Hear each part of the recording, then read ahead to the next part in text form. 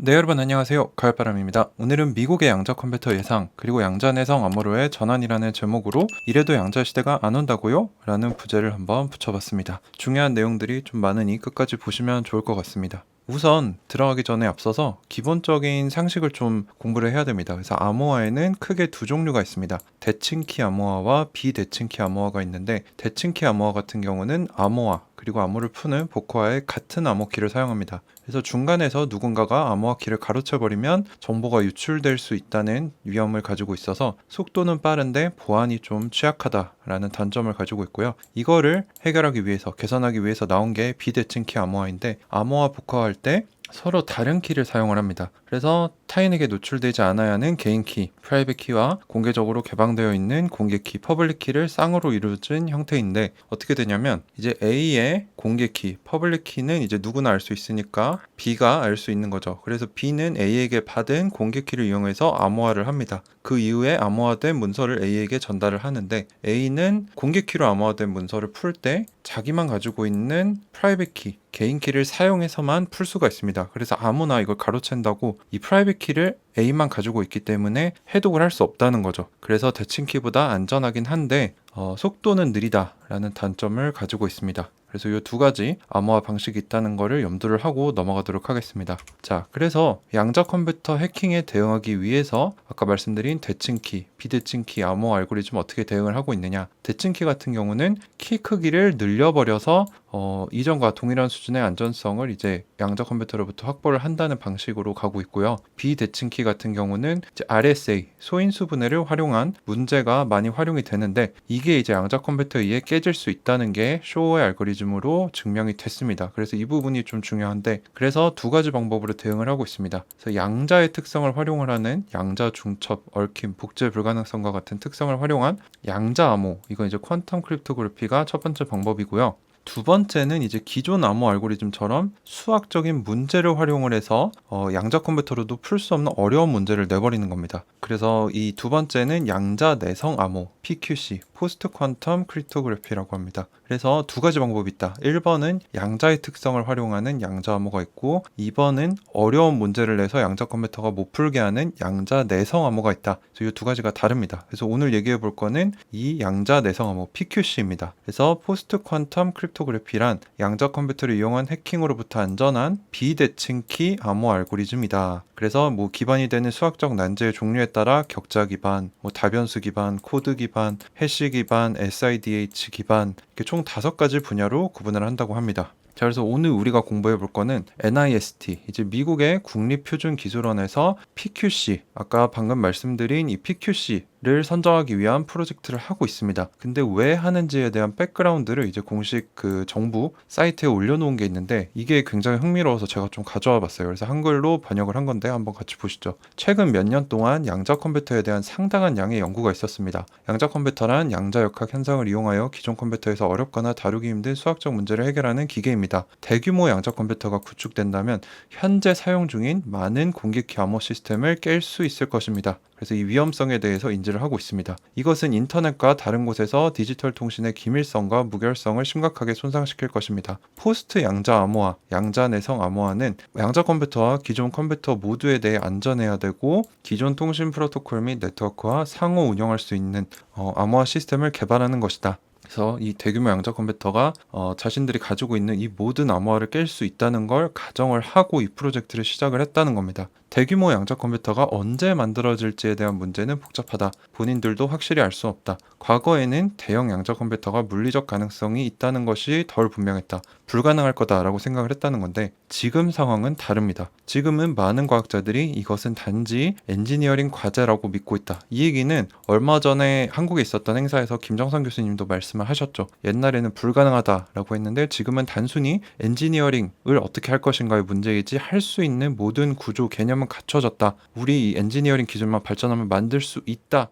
라는 힌트를 주셨는데, NIST도 똑같이 얘기를 하고 있습니다. 일부 엔지니어들은 향후 20년 이내에 현재 사용 중인 모든 공개키 체계를 근본적으로 깨뜨릴 수 있을 만큼이 충분히 큰 양자 컴퓨터가 구축될 것이라고 예측을 한다. 역사적으로 현대적인 암호화 인프라를 배포하는데 20년이 걸렸다. 따라서 양자 컴퓨팅 시대가 도래할 정확한 시기를 예측할 수 있든 없든 지금부터 우리는 양자 컴퓨터에 저항할 수 있는 정보 보안 시스템을 준비해야 한다. 그래서 이 프로젝트를 2016년부터 시작을 했다라고 합니다. 중요한 얘기들이 많죠. 그래서 양자 컴퓨터 시대는 온다. 근데 20년 정도로 예측을 하고 있고 우리가 이 현대화된 암호화 인프라를 배포하는데 20년이 걸린다. 그래서 우리는 지금부터 준비해야 한다라는 중요한 얘기를 해주고 있습니다. 네, 그래서 NIST의 PQC 표준 설립 프로젝트가 어떻게 진행됐는지 간단하게 살펴보겠습니다. 그래서 16년도에 PQC 표준을 만들기 위한 공모를 시작을 해서 17년에 1라운드 시작해서 82개 공모로 들어온 것 중에 64개를 선별을 했고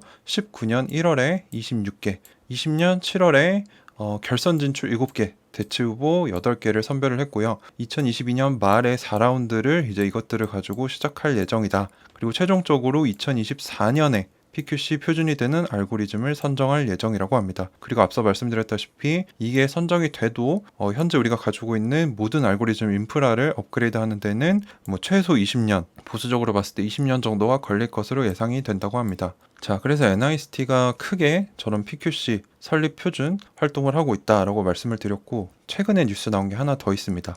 NCCOE라는 기관이 있는데 여기서 PQC 이관 프로젝트라는 걸 시작을 했습니다. 이 NCCOE가 뭐냐면 National Cybersecurity Center of Excellence라고 해가지고 국가 사이버 보안 우수 센터입니다. 그래서 NIST의 산하기관으로서 사이버 보안 과제들을 해결하기 위해서 산업계, 정부, 학계 등이 협력하는 허브라고 합니다. 근데 최근 PQC로의 이관이라는 프로젝트를 시작을 해서 PQC로의 이관을 돕기 위해 이런 백서, 매뉴얼, 데모, 툴 등을 개발을 하고 있습니다. 근데 아직 할 일들이 많다라고 합니다. 어떤 일들을 하냐, 어디가 업그레이드가 필요한지 판단을 하고 어떤 알고리즘을 사용할지, 추가 안전을 위해 하이브리드 형태로 갈지, 기존 시스템의 새로운 알고리즘을 어떻게 통합할지, 그리고 모든 것들이 제대로 작동하는지 테스팅 등 할 게 무지무지하게 많다는 겁니다. 그래서 대부분의 전문가들이 이 PQC를 적용할 때 중요한 게 민첩해야 한다라고 합니다. 애자일이라고 하죠. 왜냐하면 새로운 약점이 발견되거나 더 좋은 알고리즘이 표준화될 경우 빠르게 업그레이드하고 대체해야 하기 때문이다 라고 얘기를 하고 있고요. 그래서 이 시작점, 하드웨어, 소프트웨어 또는 이 고객들의 사이트에 설치된 on-premise 그리고 클라우드의 공개키 암호화가 어디 사용되는지 자동으로 식별하는 툴이 우선 나올 거고요. 그 다음에 어떤 부분이 취약해서 먼저 업그레이드가 되어야 하는지 판단을 해주고 양자내성을 가진 알고리즘으로 이관할 수 있는 접근법을 제공할 것이다. 그러니까 자동으로 할 수 있게 만드는 게 최종 목표라는 거죠. 자동으로 찾아서 판단해서 업그레이드까지 해주는 거. 그래서 이걸 하기 위해서 총 12개의 기업을 파트너로 선정을 했는데 굵직한 기업들이 많습니다. 아마존 웹서비스, 시스코, 삼성 SDS도 있고요. 마이크로소프트, 그리고 VM웨어, 그리고 제가 얼마 전에 말씀드렸던 샌드박스 AQ가 있습니다. 저는 이 부분이 중요하다고 생각을 하는 게 이제 구글이 지금까지 이제 양자 컴퓨터에 대해 큰 진전을 보여주지 못하고 있었는데 구글 내부의 비밀 프로젝트로 진행을 하다가 최근에 스핀오프를 했습니다. 그래서 이 AQ가 AI와 퀀텀 양자 기술을 합쳐서 이런 솔루션들을 만드는 업체가 되겠다라고 했는데 지금 이 위에 나온 내용들이 정확히 샌드박스 AQ가 하는 사업을 얘기를 합니다. 그래서 아마 샌드박스 AQ가 이쪽에서 아주 큰 마켓 셰어를 가져가는 기업으로 커질 것 같다라고 말씀을 드리고요. 제 개인적인 예측으로는 구글이 양자 컴퓨터 자체, 하드웨어 자체보다는 이 샌드박스 AQ를 좀 키워서 이쪽으로 좀 사이드 쪽으로 알고리즘이나 이런 소프트웨어 쪽으로 커지지 않을까, 그쪽 부분을 노리고 있지 않나라고 생각을 하고 있습니다. 그래서 이러한 메이저 기업들과 함께 NCCOE가 PQC로 선정이 됐을 때 이관을 수월하게 하기 위해서 이런 다양한 것들을 시작을 했다라고 합니다. 그리고 이 외에도 개인이나 조직 누구나 쉽게 참여할 수 있도록 장려하고 있다라고 하면서 마무리가 됩니다. 네, 그래서 저의 총체적인 의견을 좀 드리자면은 저는 항상 역설하지만 양자 컴퓨터는 더 이상 된다 안 된다 문제가 아니고 NIST도 주장하는 것처럼 단지 엔지니어링 과제만 해결하면 된다. 즉 양자 시대는 오고 있다라고 저는 생각을 하고 있습니다. 그리고 미국은 이미 양자 컴퓨터 해킹을 기정사실화로 생각을 해서 2016년부터 대비를 해서 벌써 6년 이상 대비를 하고 있는 거죠.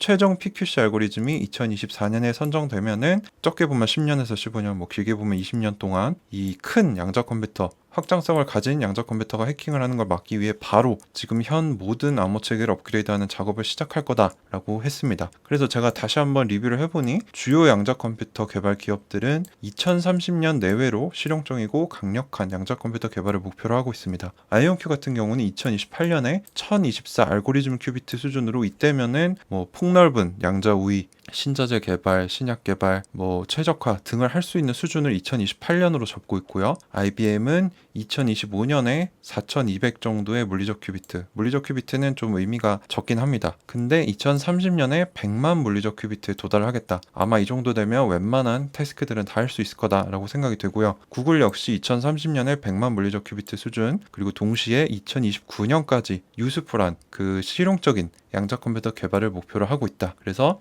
양자 시대는 온다 안 온다, 여기에 투자 기회가 있다 없다 라는 거는 여러분들이 판단을 하셔야겠지만, 저는 개인적으로 양자 시대는 오고 있고 투자 기회가 클 것이다 라고 생각을 하고 투자하고 있다는 점을 참고로 말씀을 드립니다. 물론 제 개인적인 의견이니까 참고만 하시고요. 네, 그래서 오늘 미국의 양자 컴퓨터 예상, 그리고 NIST가 이제 양자 내성 암호로의 전환을 벌써 6년째 해오고 있고 양자 컴퓨터 해킹을 기정사실화로 생각하고 있다 라고 이제 뉴웨이브로 부가적으로 정보를 드리면서 이래도 양자 시대가 오냐 안 오냐, 이거는 저는 힌트만 드리고 여러분들이 판단하시고 행동하시면 좋겠습니다. 네, 오늘도 긴 영상 끝까지 들어주셔서 감사합니다. 가을바람이었습니다.